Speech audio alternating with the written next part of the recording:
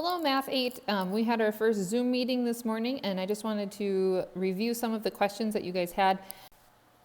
And just know that we will keep doing Zoom meetings every now and then so that you guys have a chance to come ask questions face to face, but you can always email us at any time through Canvas or through the school website has my email there too.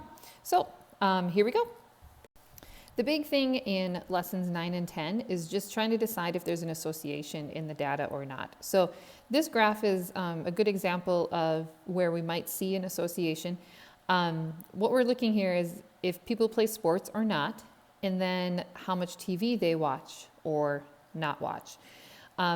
So it looks like, according to the graph, people who play sports, that's these people here, some of them watch TV, some of them don't watch much TV. So not a lot of TV watching going on here with the people who play sports. With the people who do not play sports, a lot more people, about 40 of them, say they watch TV, where about 20 of them say they don't watch much TV.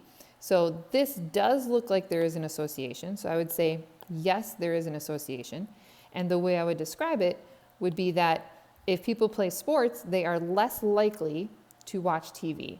People who do not play sports are more likely to watch TV. Here's another example. Here we have a bar graph showing kids of different age ranges and whether they have a cell phone or not. And again, we're looking for an association. It does appear that as kids get older, they are more likely to have a cell phone. This one down here now is called a segmented bar graph, and what we're showing here are percentages. So it's the same data from the bar graph up top, but now we've just converted it to percentage. So out of the 10 and 12-year-olds, what percent of them have a cell phone? It looks like it's about 40% there. And what percent of them do not have a cell phone? Then it would be about 60%. Again, it's taking these numbers and converting them to percentages. Going across, it does appear again that there's an association because as they get older, a larger percentage of kids have a cell phone.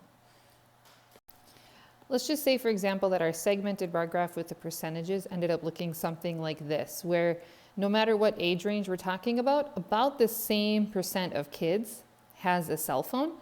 Then we would say that no, there does not appear to be an association between age and whether or not they have a cell phone, because the percentage of kids who have cell phones is not changing as their ages change.